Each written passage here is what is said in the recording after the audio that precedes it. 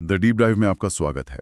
आज हम एक बहुत ही खास किताब की समीक्षा पर बात कर रहे हैं। नेपोलियन हिल की classic think and grow rich, मतलब सोचें और अमीर बने। ये किताब आई तो थी 1937 में, काफ़ी पहले, लेकिन जो रिव्यू हमारे पास है वो बताता है कि इसका असर आज भी बहुत गहरा है। लोग अक्सर इसे सिर्फ पैसा कमाने की किताब समझ लेते हैं, पर यह विश्लेषण जोर देता है कि मामला उससे कई बड़ा है। ये सफलता, आत्मविश्वास, यहाँ तक कि अपनी दिमागी ताकतों को जगाने के बारे में है। तो आज हम यही करने वाले हैं, इस समीक्षा के अंदर जाकर इसके मेन आइडियाज, जो सिद्धांत है, उन्हें समझेंगे। ठीक है, तो शुरू करते हैं फिर। तो समीक्षा की शुरुआत होती है किताब के बिल्कुल सेंट्रल आइडिया से, हम जैसा सोचते हैं वैसा ही बनते हैं। सुनने में तो ये काफी सीधा लगता है ना? लेकिन इस किताब के कॉन्टेक्स्ट में, जैसा रिव्यू में बताया गया है, इसका असल मतलब क्या है? वो ये कि हमारे विचार सिर्फ ख्याल नहीं है, वो सच में लिटरली हमारी बाहरी दुनिया को, हमारी रियलिटी को शेप देते हैं। ये पूरी तरह से माइंडसेट की पावर के बारे में है। और हिल इस नतीजे पर ऐसे ही नहीं पहुंचे। उन्होंने Andrew Carnegie, Henry Ford, Thomas Edison जैसे अपने समय के सबसे सफल लोगों पर 25 साल रिसर्च की। रिव्यू ये साफ करता है कि ये सिर्फ अच्छी अच्छी बातें सोचना, जिसे पॉजिटिव थिंकिंग कहते हैं, वो भर नहीं है। इसके लिए एक फोकस्ड, केंद्रित मानसिक मेहनत की जरूरत होती है। हाँ, केंद्रित प्रयास। अच्छा, समीक्षा में उन 13 सिद्धांतों का भी जिक्र है जिन्हें हिल ने सफलता की चाबी माना। अब सभी 13 पर तो शायद हम आज बात ना कर पाएं। हाँ, वो काफी लंबा हो जाएगा। बिल्कुल, लेकिन कुछ ऐसे हैं जो वाकई में खास हैं। जैसे पहला ही है डिजायर, यानी इच्छा। अब रिव्यू कहता है कि ये सिर्फ काश ऐसा हो जाए वाली बात नहीं है। ये एक प्रबल, एक बर्निंग डिजायर होनी चाहिए।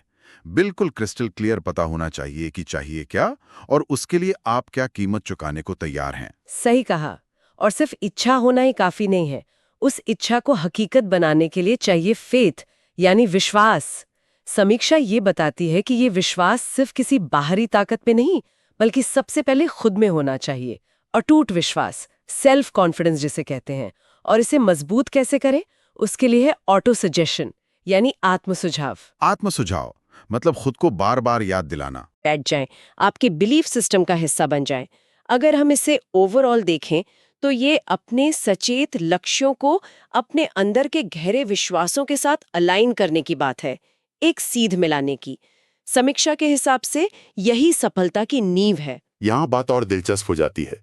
अगला सिद्धांत है स्पेशलाइज्ड नॉलेज, विशिष्ट ज्ञान।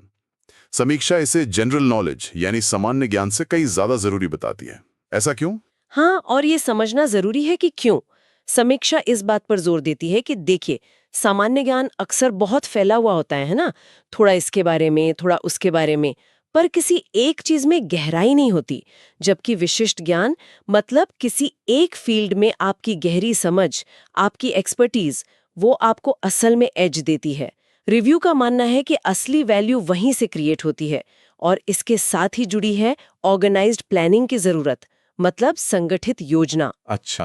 हाँ, जानना काफी नहीं है, उस ज्ञान को इस्तेमाल करके एक ठोस प्लान बनाना और फिर उस पर अमल करना, ये जरूरी है। तो मतलब ये सिर्फ सपने देखने या बस ज्ञान जमा करने की बात नहीं है, ये तो पूरा एक सिस्टम है उसे एक्शन में बदलने का। बिल्कुल, बिल्कुल। ये विश्लेषण प्रैक्टिकल एप्लीकेशन पर बहुत जोर देता है। आप देखिए, हिल के सिद्धांत, जैसा समीक्षा में बताया गया है, वो एक तरह से अंदर की दुनिया से, इच्छा, विश्वास से बाहर की दुनिया की तरफ बढ़ते हैं। ज्ञान, योजना, फिर निर्णय लेना। और इस रास्ते में एक और बहुत जरूरी चीज है, परसिस्टेंस, लगन, धैर्य। हाँ, ये तो बहुत जरूरी है। समीक्षा हमें याद दिलाती है कि देखो, सफलता कोई इंस्टेंट नूडल नहीं है। रास्ते में मुश्किलें आएंगी, फेलियर भी मिलेगा, पर टिके रहना, कोशिश करते रहना, वो क्रिटिकल है।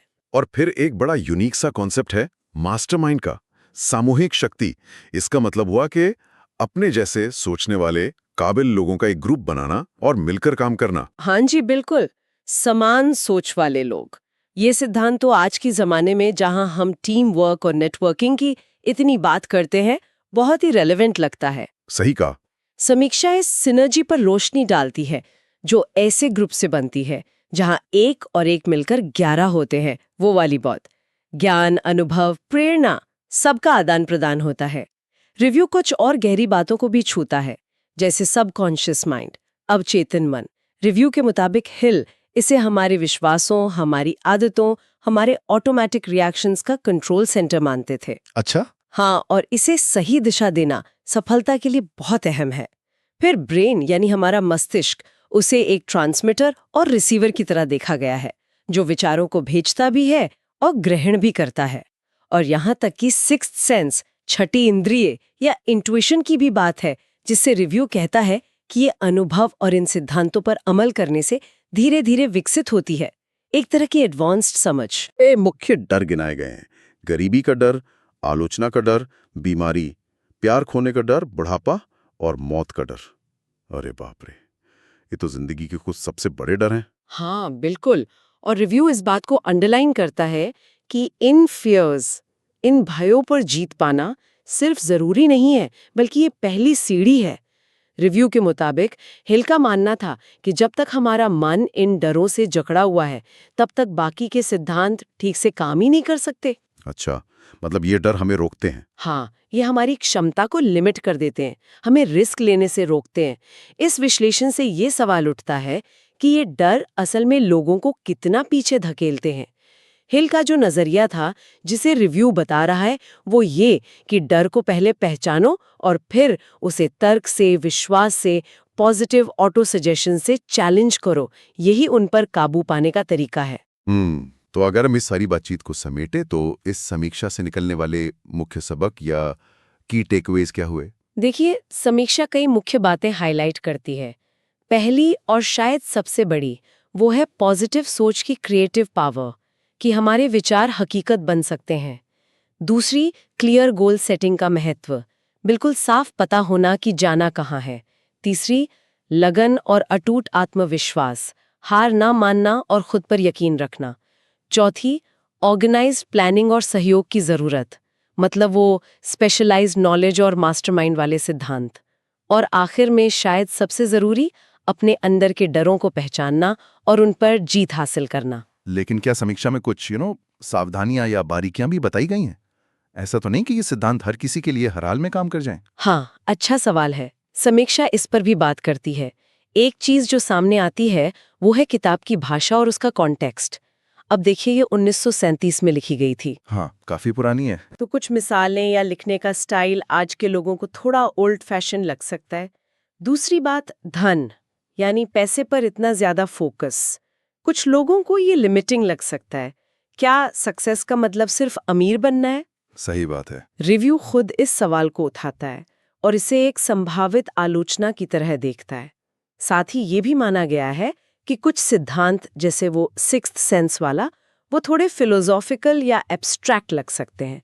मतलब उन्हें सीधे सीधे अमल में लाना शायद सबके लिए आसान ना हो। ये एक जरूरी पॉइंट है। समीक्षा ये भी साफ करती है कि सिद्धांत भले ही टाइमलेस हों, मतलब हमेशा काम के रहें, लेकिन उन्हें आज के कॉन्टेक्स्ट में समझने की जरूरत पड़ सकती है। रिव्यू के हिसाब से ये किताब एंटरप्रेन्योर्स के लिए, बिजनेस प्रोफेशनल्स के लिए, स्टूडेंट्स के लिए, या कह लें कि हर उस इंसान के लिए फायदेमंद हो सकती है जो अपने लक्ष्य पाना चाहता है, अपनी सोच की ताकत का इस्तेमाल करके। तो आखिर में ये समीक्षा थिंक एंड ग्रो रिच को सिर्फ पैसा कमाने का एक मैनुअल नहीं मानती। नहीं, बिल्कुल नहीं। बल्कि इसे एक मेंटल फ्रेमवर्क की तरह देखती है, एक ऐसा ढांचा जो किसी भी बड़े लक्ष्य को पाने के लिए अपनी सोच को बदलने, उसे फोकस करने में मदद कर सकता है। ये सिर्फ क्या करना है ये नहीं बताती, बल्कि ज्यादा जोर इस पर है कि कैसे सोचना है। बिल्कुल सही कहा। इस विश्लेषण से जो सेंट्रल मैसेज मिलता है वो एकदम साफ है।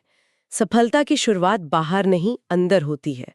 पहले अपने मन को, अपनी सोच को बदलो और फिर बाहरी हालात धीरे धीरे उसके हिसाब से ढलने लगते हैं। ये किताब, जैसा रिव्यू कहता है, इस बदलाव के लिए एक तरह का नक्शा देती है, एक रोड मैप। इस समीक्षा और हिल के विचारों पर सोचने के बाद यहाँ एक बात और दिमाग में आती है। अगर हमारे विचारों में वाकई इतनी ताकत है, जैसा हिल ने कहा और ये समीक्षा भी मानती है, तो फिर उस ताकत को सही दिशा में इस्तेमाल करने की हमारी जिम्मेदारी क्या है? क्या ये सिर्फ अपनी पर्सनल सक्सेस तक ही सीमित है, या इसका इस्तेमाल अपने आसपास, अपनी कम्युनिटी, अपने समाज में कुछ पॉजिटिव बदलाव लाने के लिए भी किया जा सकता है? इस पर सोचना काफी दिलचस्प होगा।